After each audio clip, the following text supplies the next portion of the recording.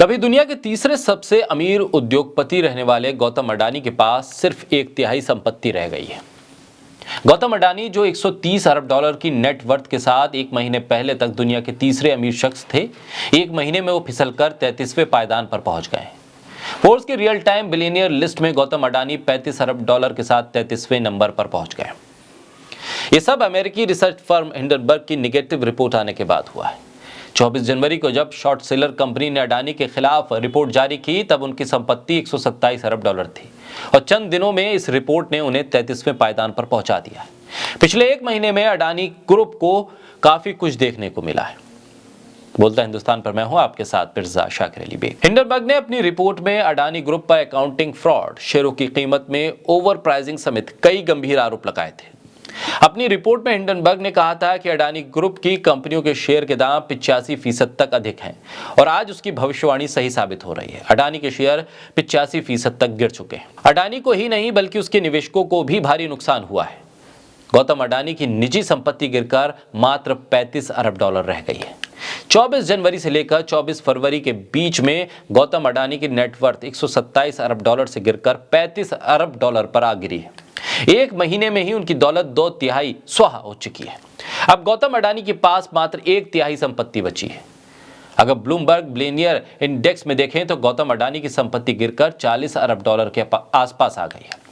Adani enterprises के share जो 23 जनवरी को 3,436 रुपए पर बंद हुए थे, वो 60% गिरकर 1,382 रुपए पर पहुंच गए।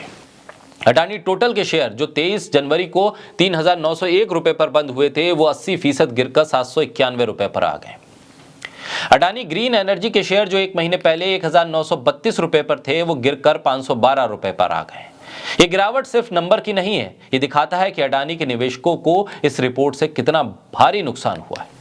गौतम अडानी के शेयर की कीमत में भारी नुकसान हुआ है। इन निवेशकों में LIC सबसे बड़ा निवेशक है, जिसे इस रिपोर्ट के आने के बाद से भारी नुकसान हो रहा है। अडानी की 5 कंपनियों में LIC का बड़ा निवेश है। 24 जनवरी को अडानी की कंपनियों में LIC का कुल निवेश 72,193 करोड़ रुपए था, जो 23 फरवरी को घटकर 26,861 करोड़ रुपए रह गया। यानी अडानी की कंपनियों में LIC का निवेश 62% तक गिर गया। इतना ही नहीं, LIC पर तो दोहरी मार पड़ी है। अडानी के शेयरों में 17% तक की गिरावट आ चुकी है। गौतम अडानी को लगे झटके का असर SBI के शेयरों पर भी देखने को मिल रहा है। गौतम अडानी की कंपनियों को SBI ने भारी भरकम कर्ज दिया था। अगर कंपनी ये कर्ज नहीं चुका पाती है तो बैंक को बड़ा नुकसान होगा। इस डर से SBI के निवेशक भी शेयर बेचकर निकल लिए। 24 जनवरी को जब हिंडनबर्ग की रिपोर्ट आई तो SBI के शेयर 604 रुपए पर बंद हुए थे। 23 जनवरी को कंपनी के शेयर गिरकर 512 रुपए हो गए।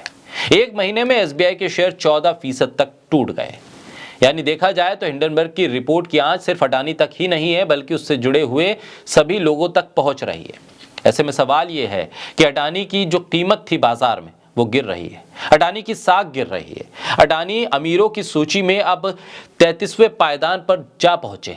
आगे कहां तक जाएंगे इसका अंदाजा लगाना मुश्किल नहीं है, क्योंकि जो नतीजे हैं, जो शेयर मार्केट में स्थिति है, जो अंतर्राष्ट्रीय स्तर पर अडानी की साख को बट्टा लगा है, वो तो यही बता रहा है कि स्थिति और खतरनाक होने जा रही है अडानी के लिए। ऐसे में वो तमाम बैंक जो आतुर हैं, जो लालायत हैं कि अडानी को और कर्ज देंगे, जिसमें बैंक ऑफ बड़ौदा का नाम भी है, आखिर वो इस स्थिति का आकलन कैसे कर रहे हैं? क्या अब भी वो अडानी को और लोन और कर्ज देने की स्थिति में हैं, या वो सोच रहे हैं कि आखिर पैसा जो दे चुके हैं वो कैसे वापस आएगा? क्योंकि SBI से लेकर LIC तक ने अडानी पर फिर से भरोसा जताने की बात कही थी। कहा था कि हमें कोई भी शक नहीं है कि अडानी एक मजबूत कारोबारी है। उन्होंने कहा था कि हमें डर नहीं है कि अडानी के शेयर नीचे गिर रहे हैं, बावजूद इसके हम अडानी के साथ खड़े हैं, क्योंकि ये सरकारी एंटिटीज हैं, ये सरकारी बैंक है, सरकारी चीजें हैं, सरकारी आइडेंटिटी के साथ ये सरकार के साथ खड़े हैं। सरकार की तरफ से अडानी को लेकर न किसी जांच की बात हो रही है, न PM मोदी इस पर कोई बयान दे रहे हैं, वित्त मंत्री भी खामोश है।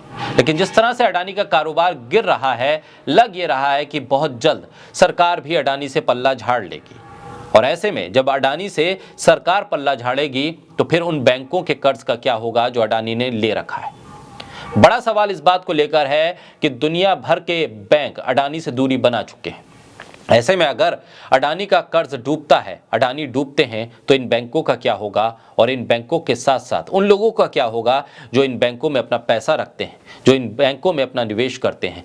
LIC से जुड़े हुए तमाम ग्राहकों का क्या होगा, ये सबसे बड़ा सवाल है। और आने वाले अगले दिन में ये भी देखना होगा कि अडानी इस 33वें पायदान से आगे कहां तक पहुंचते हैं।